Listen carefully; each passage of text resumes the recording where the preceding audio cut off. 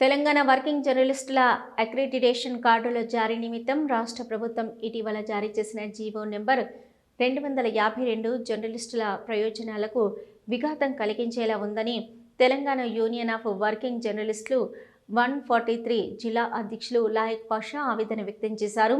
జీవోను నిరసిస్తూ రాష్ట్ర కమిటీ ఇచ్చిన పిలుపు మేరకు శనివారం రాజన్న సిరిసిల్ల జిల్లా కలెక్టరేట్ వద్ద చెలో కలెక్టరేట్ ఎదుట భారీ నిరసన కార్యక్రమాన్ని చేపట్టారు.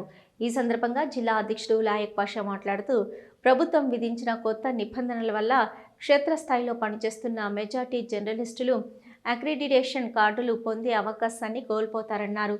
జీవోను రూపొందించిన విధానము జర్నలిస్టుల హక్కులను సంక్షేమాన్ని కాలరాయడమేనని లాయక్ పాషా మండిపడ్డారు. 252 జీవోను సవరించాలి.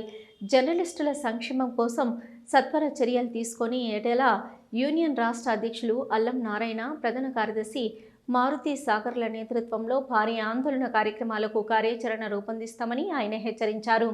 ఇక మండలాల ప్రెస్ క్లబ్ల అధ్యక్షులు, కార్యదర్శులు, జిల్లా కార్యవర్గము, యూనియన్ నాయకులు సుమారు 100కు పైగా జర్నలిస్టులు పాల్గొన్నారు.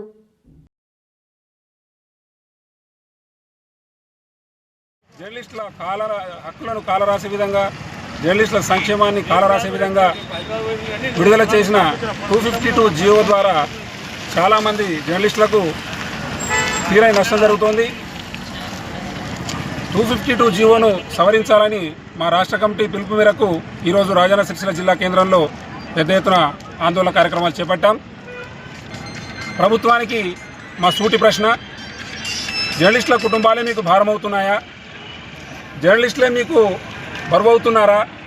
తెలంగాణ ఉద్యమంలో జర్నలిస్టుల పాత్రను మీరు విస్మరించారా? మరి ఈరోజు మీకు జర్నలిస్టులు అంటే అంత చులకనగా ఎందుకు పరిగణిస్తున్నారో అర్థం కావడం లేదు. ఇప్పటికైనా ప్రభుత్వం స్పందించి అర్హులైన ప్రతి జర్నలిస్టుకు అక్రిడిటేషన్ కార్డు అందిస్తూ కలెక్టరేట్ వద్ద ధర్నా చేయడం జరిగింది.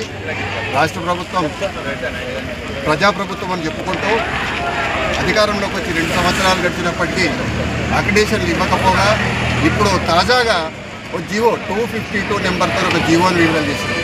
ఇది చాలా లోపభూయిష్టంగా ఉంది. దీని ప్రకారము జర్నలిస్టులు అనేవారు చాలా నష్టపోతారు. అంతేకాకుండా జర్నలిస్టులను విభజించే విధంగా ఉంది. కాబట్టి దీన్ని వెంటనే సవరించి